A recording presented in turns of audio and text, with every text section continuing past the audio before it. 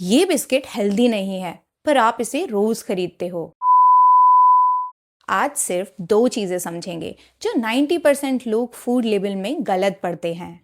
Hi, I am Akanksha and welcome to my channel regulatory explain by आकांक्षा।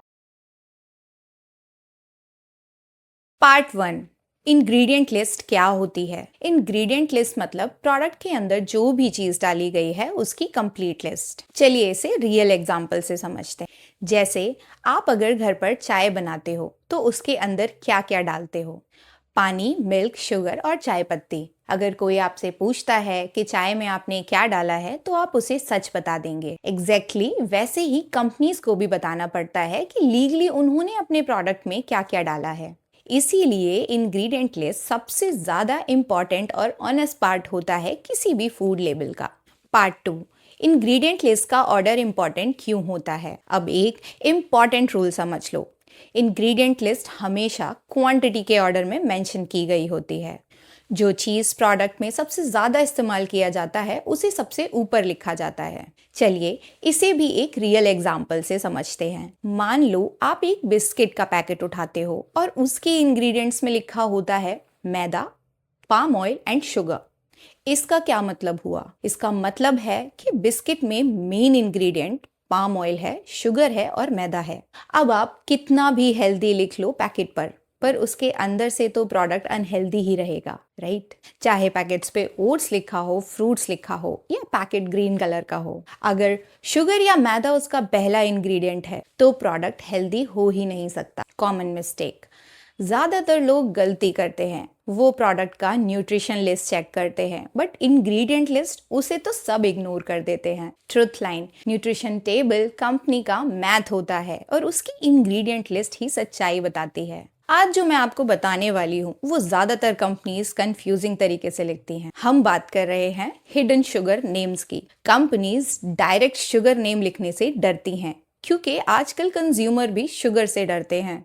यही एक reason है जिसकी वजह से कंपनीज शुगर के अलग अलग नेम्स प्रोडक्ट के ऊपर मेंशन करती है, जैसे glucose syrup, maltodextrin, fructose, corn syrup, invert sugar. ये सभी शुगर हैं बट नेम फैंसी है। बॉडी के लिए ये सब इक्वली हार्मफुल हैं। इंपॉर्टेंट कॉन्सेप्ट अब ध्यान से समझो। अगर किसी प्रोडक्ट में शुगर के 3 अलग अलग नेम मेंशन हैं, दैट मीन्स कि शुगर को तोड़कर मेंशन किया गया है ताकि इंग्रेडिएंट लिस्ट में उसका नंबर सबसे पहला ना हो। हार्ड ट्रुथ, क्या ये सब करना लीगल है? हाँ, ये सब करना लीगल है बट ऑनेस्ट नहीं। अगर शुगर के मल्टीपल नेम्स किसी भी प्रोडक्ट के ऊपर मेंशन है तो प्लीज उस प्रोडक्ट को मत खरीदो। कोई भी प्रोडक्ट खरीदने से पहले सिर्फ 2 चीजें चेक करो, इंग्रेडिएंट लिस्ट का पहला वर्ड और दूसरा शुगर के मल्टीपल नेम्स। बस इतना काफी है 90% जंक को अवॉइड करने के लिए। कंपनीज आपको बेवकूफ नहीं बनाती बट उन्हें पता है कि लोग इंग्रेडिएंट लिस्ट चेक नहीं करते। हर इंसान आंख बंद करके प्रोडक्ट खरीदता है अगर उसके ऊपर लिखा है नेचुरल या ऑर्गेनिक या फिर शुगर फ्री, जबकि ऐसा कुछ भी नहीं होता। अगर आप इंग्रेडिएंट लिस्ट चेक करेंगे तभी आपको पता चलेगा कि प्रोडक्ट के अंदर क्या डला हुआ है और वो एक्चुअली में सेफ है भी या नहीं।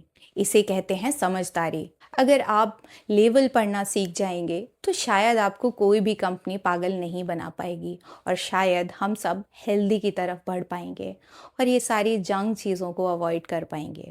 अगर आज की वीडियो आपको पसंद आई हो और शायद इससे आप इंग्रेडिएंट लिस्ट चेक करना समझने लगे तो वीडियो को लाइक ज़रूर करना।